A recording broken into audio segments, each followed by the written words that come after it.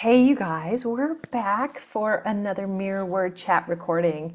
And Rena and I have been on here before together. And we just had the opportunity a week ago to spend about, well, less than 24 hours, really, but close to 24 hours together while Brian and I were on the road picking up, well, we had already picked up our mobile motorhome coach from Houston to Georgia and back. And we got to stay with Joe and Rena and had face to face connection twice this summer now. I'm so grateful for that. And we were just talking, texting last night, and I'm like, I need another recording soon. You want to hop on tomorrow? So that's what we're doing. So good to have you. Thank you. It's good to be here.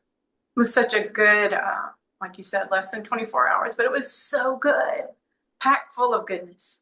It So was face to faceness.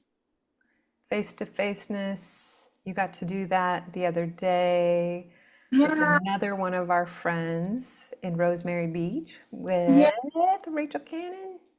yes.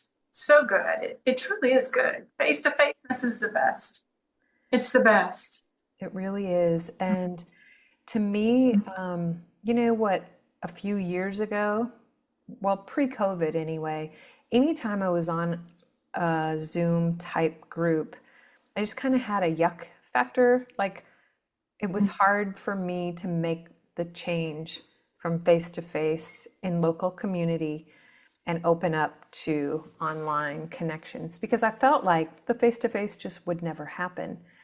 And I feel like that was preparation, really, if we were willing to kind of step in, that He will always give more than you ask or imagine.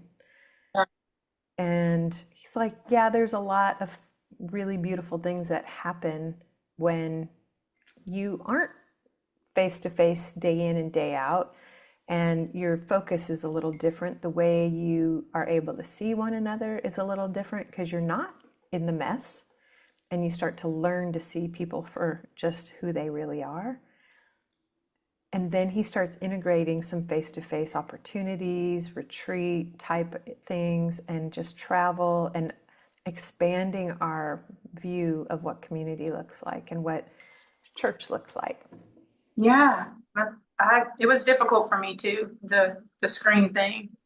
Um, Maybe a little camera shy. I don't know. Just a little weird, different, but uh, there's a parallel to me with the screen and the spirit world. So I've kind of embraced it that way, because we are connected. Yeah.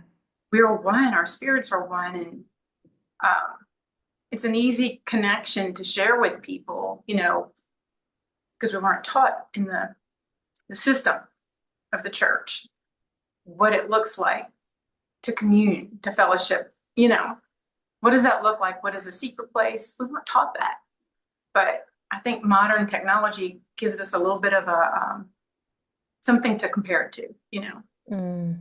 So I kind of feel that way when we get on like our Wednesday night Zooms or Sunday morning or Thursday morning. So we really are all connected. So Mhm. I try to see it that way. Like we're not physically face to face right now, but I'm so connected to you. Right. So I feel that connection. Even off screen, I just feel the connection. I'm with you. That is like how I operate, like naturally. But I had always thought that the face to face gave me a sense of safety with the someone that in reality isn't real. You know what I mean? Because we work at the exterior, or we have been raised in our culture to do that. Like, right, how we package ourselves is tells others who we are.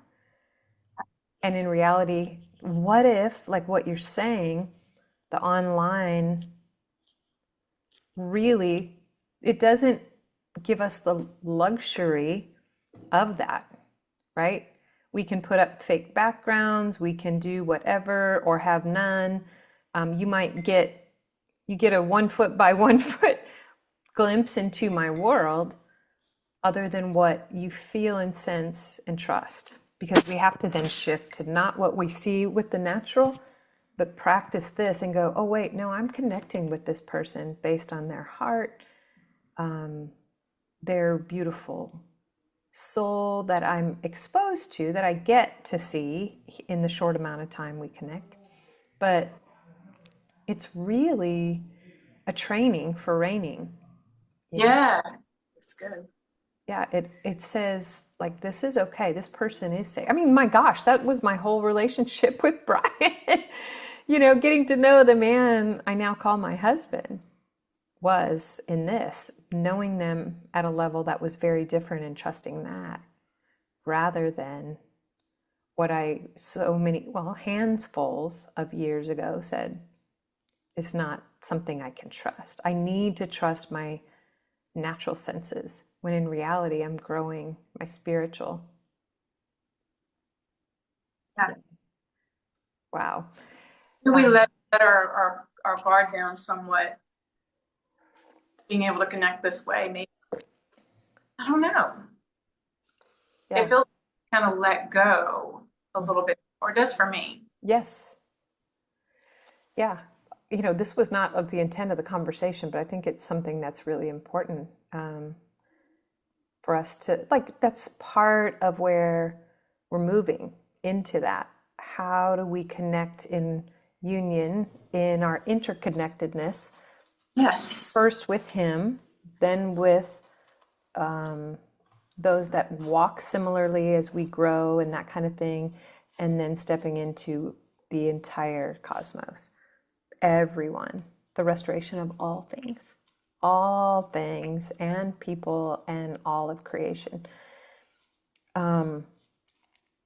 So if I'm face to face in a Bible study, in a neighborhood barbecue, whatever, I feel like I'm more in control. I get to decide who I let in based on appearances.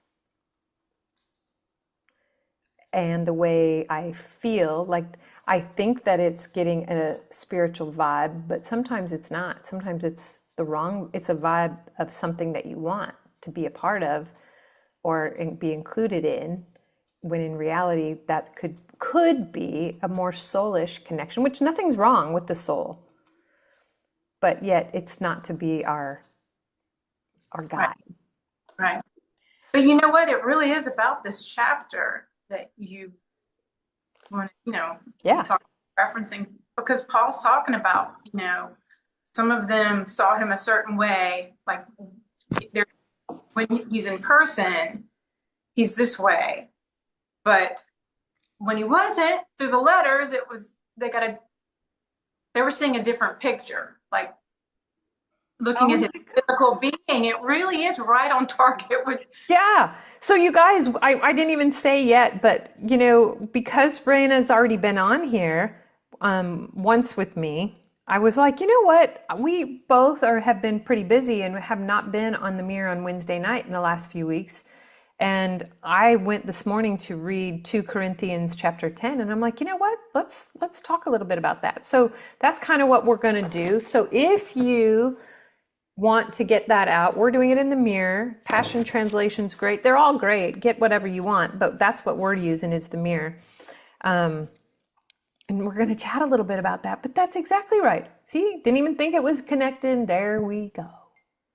Wow. Yeah. So give them a little summary of what you're talking about. Where are we at on that? Like, The first line, 2 Corinthians 10:1. So here I am, Paul, somewhat shy when I am face to face with you. But according to some rumors, my courage borders on arrogance in my absence. That's what what's being rumored. I address you from this place where there is no distance. Our authentic identity is referenced in gentleness and Christ-likeness. I love that he said there's no distance. There's no distance. No distance. oh my gosh, I couldn't have set this up better myself. I mean, stumbled right into verse 1. Holy Spirit, thank you. So cool.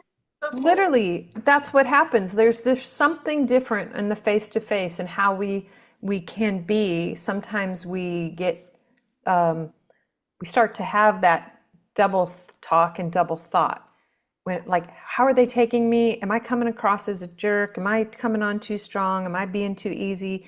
Or what's happening? But then there's this boldness that can happen when there is a seeming separation, even though it's not. Oh my Right. God. Because he knew Paul knew who he was in his own skin. Maybe and maybe he didn't feel like a good public speaker. He was better writing. I don't know. Yeah. But you know, when we're alone with ourselves, we know who we are. So maybe it's dipping our toes in the water a little bit to go on screen with one another before we meet face to face. But chapter talks about mindsets, Yeah. Okay. So let me go back to what you just said. When we're alone, we know who we are. But what if we don't know who we are? That's when we are face to face looking for that affirmation in others, looking for what feels safe, what doesn't, because the externals are what are holding us together. And so when we have this practice, call it practice, this divine orchestration of some of these things, in my opinion, like as time's gone on and online connections have happened, it's not the externals that build us up. Being invited to the company or the church potluck and being a part of that and making sure you're invited on the church team and to be a part of this and that group of people, and being around this group of people holds me up because I can't. There's value in that. There's a place for that. But as mature sons, we're doing more training for reigning from this place inside of you. You get on the Hollywood squares, you listen. You're not there looking at their outfit, knowing about their job, the success of the kids. Anything else is not there to distract. We're yeah, coming together in truth, where boldness can come forth, where our real struggle of something, and then to bring us back to face with, this is who you are. Christ is reflected in you. That's who I see. I don't even have to see your mess ups, your struggles, your pain, your letdowns, because this is who you are. That's important to have an element, but we get to come back to this. yes, Yeah. authenticity. And Yeah. it is so good with the mirror group to have a Yeah. place that can just be real. There, you could just be fully, authentically real right where you are. That's But we always want to come back to it, not in a forceful way with one another, but who we authentically are. right. You know? And yes, the mirror for Brian and I, we do, we're part of Matt Spink's group, the Jubilee Online Church. We are part of that community. We're part of Earth Waking Village, which is Echo Village, Christian faith-based stuff, but there's a lot of online groups. I've done Emerge School of Transformation with Shalise Jimenez, and I hop on some of their coaching maybe once every month or a few months. There's groups galore out there, and people that are in the finished work, kind of, it's growing and growing, because this is the reality. This is the true gospel. And so it's like finding our place. There are ways to connect out there, Yeah. ask, reach out, start liking and befriending different people that are kind of connected, and other things will start to pop up in your feed that are all life-giving groups, people, connections. You look and see, oh my gosh, we've got 30 common friends. It's probably a safe friend to request or to receive and accept. And that's how, mine has grown so large.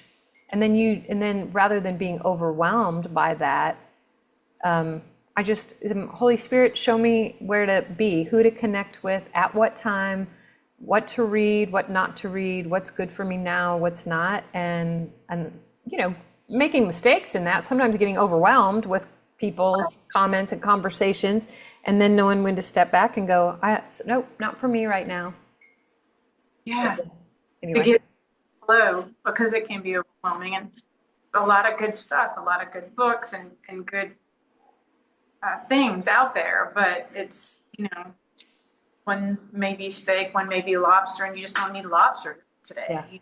yeah, You need the beef, yeah, and that's totally cool. yeah. Everything you're talking about is encompassing this whole chapter because it not to jump to the end, but he's talking about at the end, true recipe for authentic ministry is not in clever marketing. Let the Lord promote you. He beats the best. It's that flow of just, it doesn't have to look how it's been done before. Mm. You just being you, which I love about this. I love the Made from Roar because you just flow, and it's amazing. Well, I think, no matter how much, see, like you right then, notice the difference in us. And I love that. This is the different facets of his perfect diamond that we all are. I just am talking in flow, which is what I do. I want so much to recall scripture, pull it right out, be able to pinpoint, and kind of have a little bit of a point A, B, and C so people kind of go, I know what you're talking about, and I had something to take away. But the spirit won't let me. It's like, Amy, that's not how you're wired. I'm flowing. You're like, you just covered, Amy, verse 1, and then we kind of moved down and you just covered the last. So we just pretty much we just encompassed the whole chapter. Often in the middle, but it's such a flow. It's beautiful. No, thanks. We're really good at orchestrating this stuff. Yeah, just good Yeah, because just you planned it that way. yeah, I mean just letting go and letting it flow and doing it together. I mean, that's the beautiful thing. That's what we get to do. It's so It, there's something so much more life-giving to have a conversation like this, like around a chapter, and how this impacts our lives today, what we're learning and growing, and get to share, rather than just kind of taking it in silence and processing it in silence and hoping something impacts our life in silence. right. You know, I guess, we could pretty much wrap it up here, but tell me some of the stuff because you are a wealth of knowledge and insight, and I love anything that really speaks to you in this chapter before we do that. Anything else in here? Well, he talks about mindsets. Most people know 2 Corinthians 10 talks about the weapons of our warfare, right? They're not carnal. And uh, he's talking about verse 4 says the dynamic of our strategy is revealed in God's ability to disengage mindsets and perceptions that have held people captive in pseudo fortresses for centuries. That's a powerful verse. Wow. God's ability to disengage mindsets and perceptions, which puts it right back on God, the onus Mm, off of us, which we always want to put back on us, and it gets us in a hot mess. But to disengage mindsets and perceptions, which is kind of what we're talking about when we meet those perceptions, overthinking, getting in our head, the mindsets right. that have held people captive in pseudo fortresses for centuries. That's wild. Wow. We are the prisoner and we are the captor at the same time, based on our response to how we perceive our experiences and the things going on around us. Yeah. And for some, or maybe for most, depending on the timing and the season, that seems offensive. You mean to say that I'm responsible for what happens in my life, in essence? Not responsible, but he is, yet we get to partner with the Creator, or we So can be against everything that he has laid out in a smorgasbord by our opposition of that, by our counter thoughts and ideas, yes, but, and that need to be right, the need to try and control, the illusion of control of outcomes, and the massive war zone Yeah. that Or resides in here. just the simplicity of turning our thought back to the fullness of what he's done. It unravels everything. It's really instant. Francois talks about that. Like it's instant.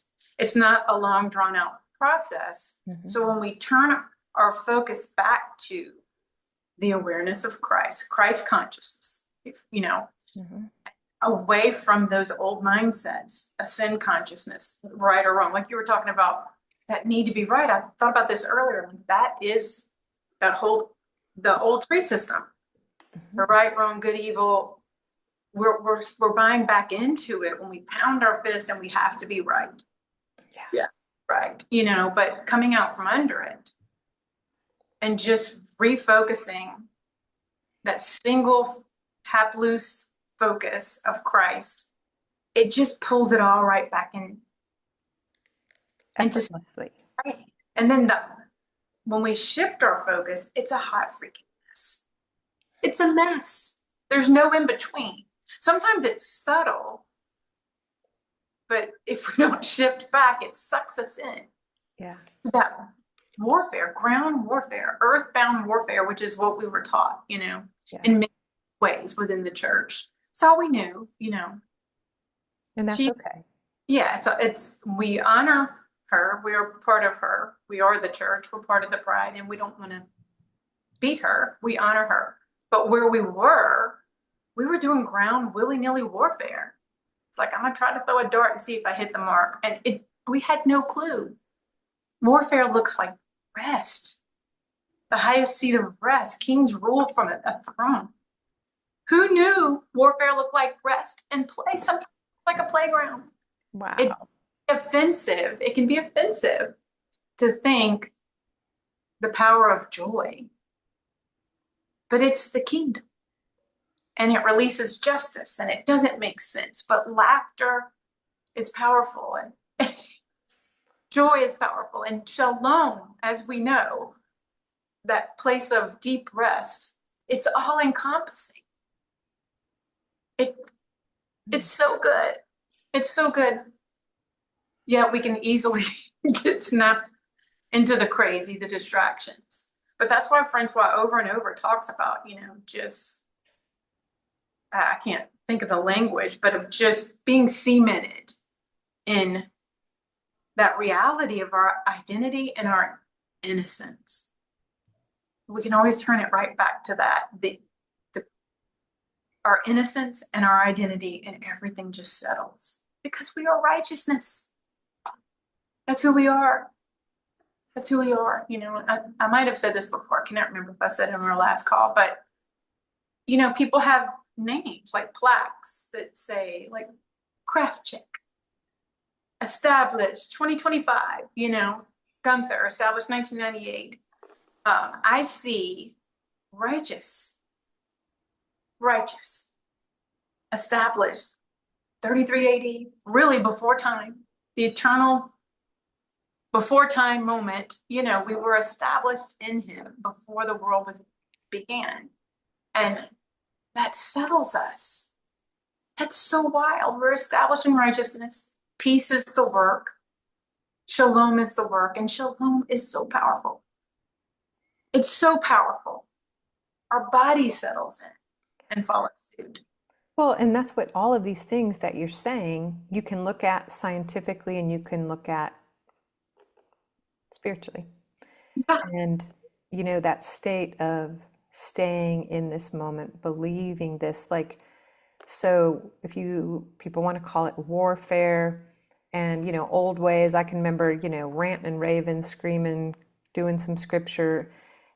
What is that doing at a cellular level? It's identifying with that fearful kind of state, responding almost in fear. And so the body responds at a cellular level to that fear and remains in that state and that energetic frequency.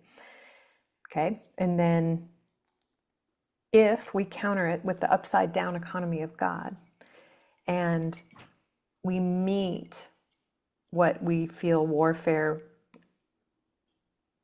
requires of us, asks us to partner with, but rather than a somewhat fear-based, begging, pleading, whatever perspective, yelling, scripture in a way that's not helpful, and meet it with dancing and joy and laughter. That is harder. It's easy to stay at the same frequency as something that's coming at you. It's easy to meet problems with seemingly more problem, right? But to meet it with love, care, compassion, not, I don't know if compassion is the right word, but counter it with all, considering it all joy, and choosing, like we talked about when we were face to face, dancing and how that changes the body, can heal. That's not an easy choice.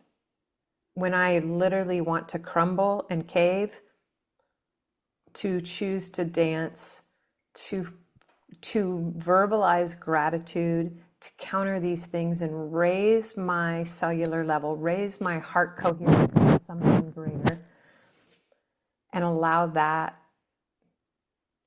Christ in me, the resurrected, it is finished, my righteousness is his righteousness is my righteousness mindset literally shatters things, shatters.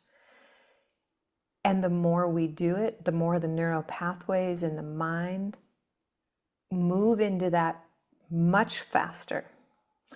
So as you were speaking that, it reminds me that literally I'm experiencing this with this 37-foot beast mobile home. You know, we've never even had a camper. Well, he has in the past.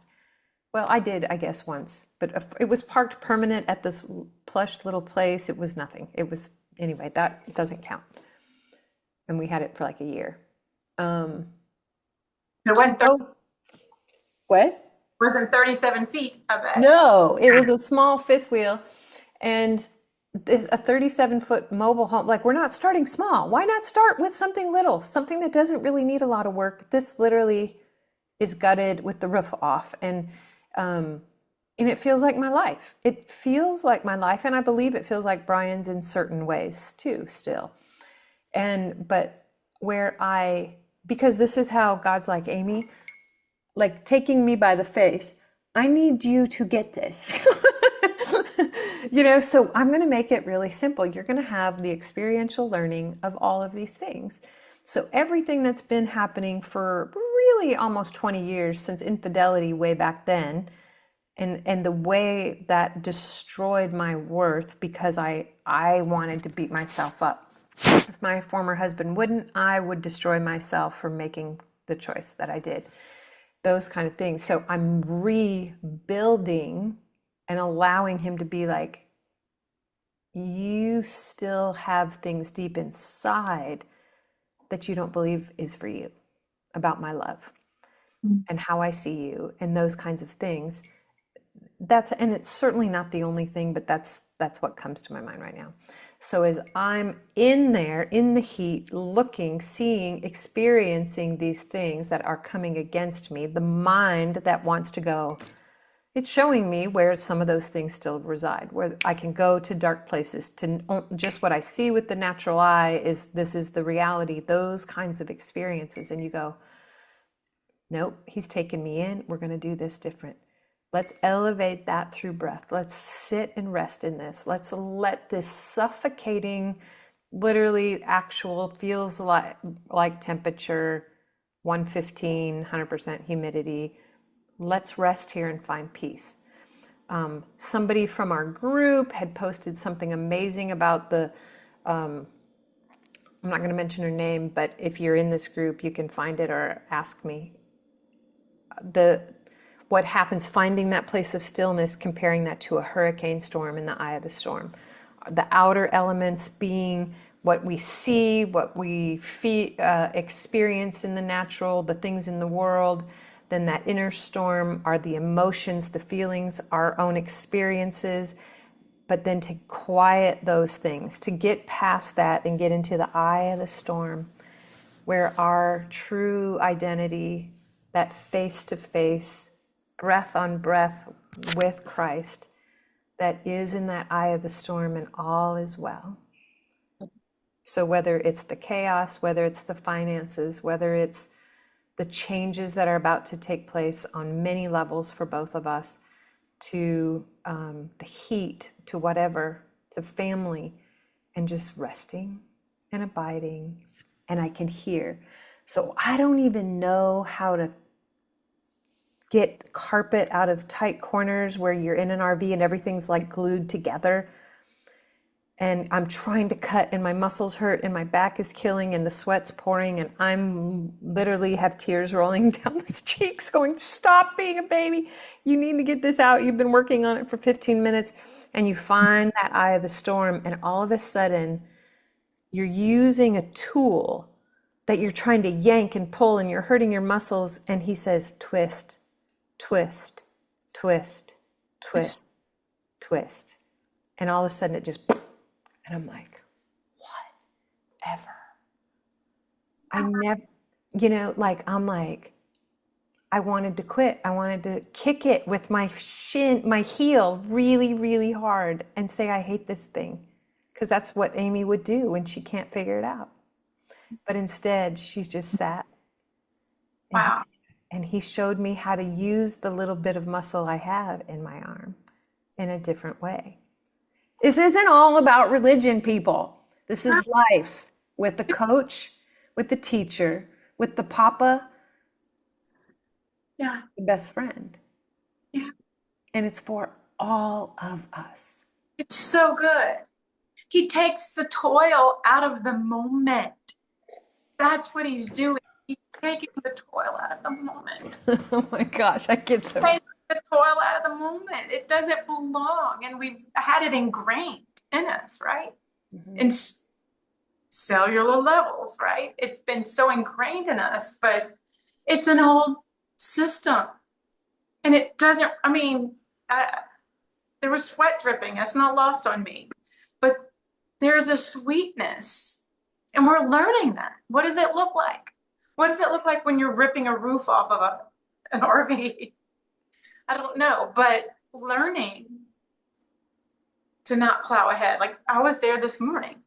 I'm like, I was gonna string some beads, some pearls, or some shadow boxes, with some dried flowers for someone. And I had a string of them ready. You know what happened twice? Pull a little bit too hard and they were all over my little flower shop. Twice, not once, but twice. I'm like, all right, I'm going to push this away. This is not for now. I wanted to do it. Yes. I wanted to do it. I'm like, it was right there. I even had it tied, but I undid it to add a few more pearls and then lost them all on the floor. Yeah. Been very instrumental. She wasn't here earlier, but many times she's like, back away. She can hear me getting frustrated in there. Just like, maybe just step away for a while. Just, it's time to take a break. And learning to come out of that little thought pattern of, I had it all in my mind, how it was going to flow, right?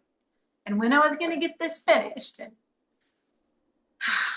let that silly little nilly plan go, and it'll all unfold with ease. I have them all strung now. I sat still and quiet at the table, and they're strung, but who knew it did a lot of toil, right? Yeah, and it's like, what you're saying is so relevant. It's the same thing. It's literally the same thing. Learning to differentiate that voice that is our ideas and our way and our thoughts, and thinking we're getting his blessing on that, where it's not even about the thing, it's about something else. It's about relationship of I want to show you, I do want to use your gifts and your abilities, and I want to show you new ones, or Yeah. things that are for you, for whether for a reason, season, lifetime. But sometimes we just need to know how to actually communicate and let him still be the all in all for us, where he's like, I don't think it's about the beads or the the projects of knowing how to do something. It's about this walk and dance with him of something more. Yeah. When we feel the joy lifting, we need to let that be a cue Yeah. to just to back up. It may sound crazy, but we need to let it be a cue because there is joy, not that it's always loud, you know, it could be joy can be still, but the peace and the joy and those kingdom emotions aren't flowing. You need to just back up and learning to recognize what's going on and not stuff it down, like the frustration of it being there or whatever it is that's trying to rise up, and let it rise up. I see you. I see you, frustration, control, whatever it is, and let it be transformed in his presence. Let it, because he transforms it. He transmutes things. He turns mourning into joy and dancing. How wild is he? No toil. He's removing the toil from our mindset. That's what it feels like, you know? Yeah, I agree. You know, and it's, you know, when you say back away, like today, I backed away. I did 5 days of renovation, long days, not always super long days, but very hard, very hot, very emotional, very taxing on the body, especially when it's not really my jam. And, you know, last evening, Brian and I were talking about the day, and I'm like, what's kind of on your agenda and what's going to get tackled today? We had a couple slowdowns yesterday with a quick rainstorm that impacted quite a few things. And, you know, he was kind of including me in his thoughts on what was going on today. But I'm like, you know, are they must do things for me, or are they just you're trying to keep me busy? You know, which one? Because I said, and I just spoke up and said, I think I need a day. I need to just stay at the apartment today and catch up on a lot of things and make one of these and just things. And he's like, no, absolutely. But, you know, and honoring that, where it's like, no, I know me. And I know when the Lord's like, let's come away, because I tend to kind of my head gets buzzing and it feels good. It's like, it's a recharge I needed, you know, in the right way. So, What if we had to-be list instead of to-do list? oh, I love that. Be, you know, because we're, we're learning that. Creativity flows from being, right? Our authentic identity brings forth depths of what we carry that we don't even know yet. You know, like when you're talking, I want to say I see it. I feel it, I perceive it. I can see you moving in that RV. And it's almost like this is going to sound silly, an 80s like music video. I know that sounds wild, but there's a rhythm and a joy, and it's kind of funky. The 80s were funky, you know, that you'll hit. And you just haven't known it yet, right? If no eye has seen, no ear has heard, we haven't imagined it. We don't, how do we frame that up yet, you know? But it's just going to flow from you. It's just going to flow. Because he took the toil, like toils, that's played to the root of that whole system. And he took it out, and we just have to break up with it. Yeah. We have to break up with that dude. He's no fun. Oh, Yeah, I saw Fiorella Giordano's post today that had to do with when we come up against conflict and the chaos and some of these things that like we think is a bad thing, which what if you, I don't know if you read it this morning, that had to do, and it was a short one, but it was, what if it actually has to do with coming up against something that you need to break off so you can step into something new and leave that behind, you know? So when you're saying that about the 80s, Elton John's I'm Still Standing comes to mind. I'm still standing Yeah, better than I ever was. yeah, I'm not a singer, but that's so good though. I mean, what does that look like? looking like a real survivor, feeling like a little kid. I'm still standing better than I ever was. You should play that next time you get in that work. Ah, we're growing and learning and breaking out of literal constructs that have governed us. Those mindsets, we're free. We're not under those systems. Yeah. But like you were talking about the hurricane, in a day, a world where the stuff's all going on around us, the systems are still teetering like Jenga towers that are about to collapse. But they're held up by man's belief, really. Mm-hmm. But in the midst of it, learning to sink in, because they're intense, like you were basically talking about, it's intense and it feels like the only thing to do is to succumb to it. But the simplicity of just pausing and leaning in internally, I continue to learn it's humility. It's humility. It really is. It's beautiful to just pause when all the stuff's pulling and demanding we do something, like a toddler throwing a fit, demanding, look at me, to say no and turn in. That simple turning in, like a Selah moment. Mm. It's an overcompensation. It just swallows it all up and recenters us, turning our focus back.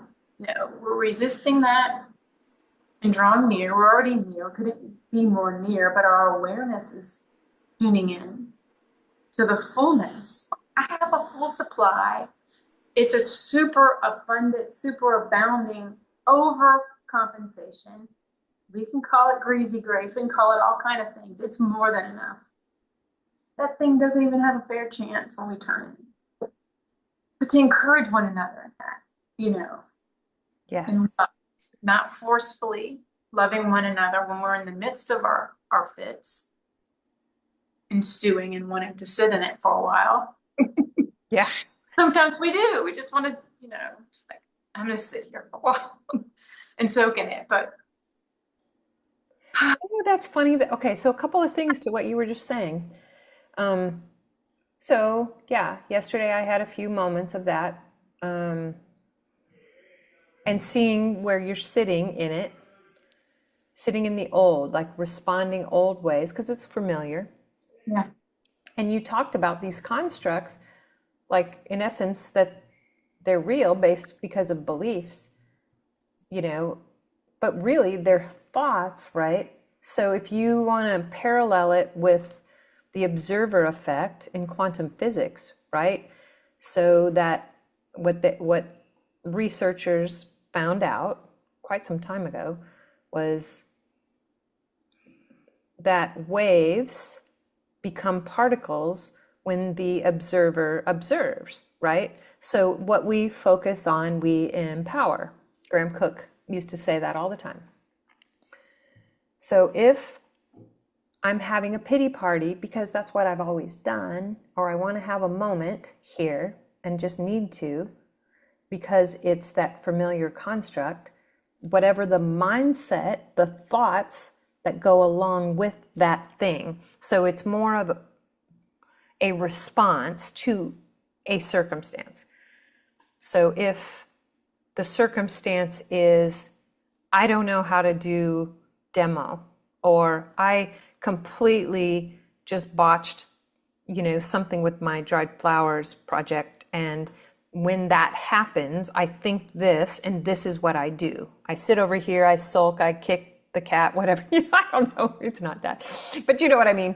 Like there's this thing, and that's what we've done, and we call it, it's real because it's beliefs we have that this is way I respond and this is what I need. I need time. I need to go be alone. I need to take the rest of the day off, whatever. I'm giving too many examples. I'm stretching this out too much. Are you tracking? No, I'm totally tracking. Okay. So there's this response. And the more I think that that's me, and this is what I do, and this is what I've always done, and I need to respond this way in order to get to the other side and come out, I'm observing it. Therefore, I'm taking something that's not real. It's not who we are. It's not a thing. It's an illusion. Right. But the more I focus on it and then let it play out in me, I make it real. I Yes. have just turned it to particle. Therefore, we now think we have to work hard to stop because it's a real obstacle. It's no more real than this chair. Believe it or not, people, this chair is not real. It's just a bunch of molecules put together, and now we're observing it. And I sit my booty in it, and I think it should hold me up so it actually does what I want it to. Yeah. I mean, that's a whole nother other, but that's how it works, right? And quantum physics says so. So as we shift, so this was what was happening to me yesterday. I stepped outside because tears were coming, and I don't feel like crying in this camper. I don't want to have a pity party, because I'm literally going into old childlike patterns of I can't do this. I've never learned. My dad didn't show me Jack, so I don't know how to do Jack, and I should, and blah, blah, blah. I have this mental thing that it takes me, literally creates tears, and I walk out the camper and go around the corner because I don't want Brian to see me crying right now because it's literally about nothing, but it's about something. And I need a moment, and I go to the back of the camper, which is a long walk at 37 feet. And the tears come, and I have a boo-hoo for a minute, but the sun's right there pounding on me, and I don't feel like crying in the sun. And I stop, and I'm like, what am I doing? I feel very old, familiar feelings coming up, and I want to nurture them, and I want to give them a place. And then all of a sudden, I'm like, you know what? Dry your effing tears up because you've done this so many times, and that's not who you are. And you can go back in there, get a drink of your water, and just breathe for a second. And then go back in there as the woman you were created to be. Yes.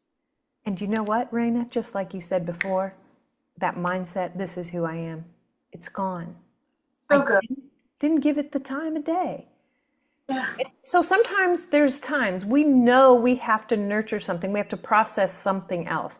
But this was an old familiar friend coming to comfort me, and I'm like, you have never comforted me. Yeah. You have kept me small, Yes. and I have things to do. Yeah. Not partner with you anymore. No more. No mo. This right talks about that, that there'll come a time where those things will be foreign to us to turn into those patterns of reacting. It'll just be foreign. It will be foreign, and that's just a beautiful thought. And we'll remember no more. We'll remember no more. It is a former thing, and it doesn't fit, right? It's because our focus is unseen, eternal, and Rock puts it, go on a walkabout tour to explore the extent of the land that is yours under his lordship. So we're living from that realm simultaneously, and it's taking more of our attention. We're giving it more attention, leaning into what we carry, interior castle, and it's changing, and it's overtaking those other patterns of the distractions and the external things sucking us in. It's gaining momentum. And becoming real, because that's where our focus is. And that's what's becoming particle, no longer just waves out there. Yeah. So good. So much for 30 to 40 minutes, right? We're at a, but it's so good. Doesn't It's matter. it's so good. It's refreshing. This Oh, is this is life-giving stuff. This is what we need in the world are these conversations with others and not just conversations about, but it's stuff that we're like, oh yeah, that is impacting my life right here, right now with Yeshua. So good. so good. Yes. You guys, thank you for tuning in today. Leave comments. If you'd like, also go to this YouTube channel and you'll find different playlists. If you go to YouTube at Amy, AMY, the initial K, Hauser, Hauser, and you'll find shorts on there if you want to follow this whole Reno project. Lots of chats out there for the mirror word. There's chats out there that Brian and I have started doing a wild ride, the winds of change with Brian and Amy, as we just talk real life on two lives, unlikely lives coming together in Christ and what that journey is like for hope and encouragement in any relationship, challenges, desires, dreams of your heart that you need to be encouraged in. So, and check out Rena's Facebook, which is Consider the Flowers. Is there anything else that they can go to learn more about what you're doing? That's it. I don't really have a website at this point, but the Consider the Flowers page. You guys, she has beautiful work, giftings. Oh my gosh, are you in? You're not in your space right now, but So, just so like the way she arranges dried flowers on canvas or papers, the way she makes crowns, essential oils, soaps, lotions, scrubs, and more. It's just exquisite. She has elegance and a beauty about her that then becomes tangible through her products. So check it out. thank you for that. Yeah, you guys, thanks for joining us. We're so glad you came for the conversation and a cuppa. Talk to you later.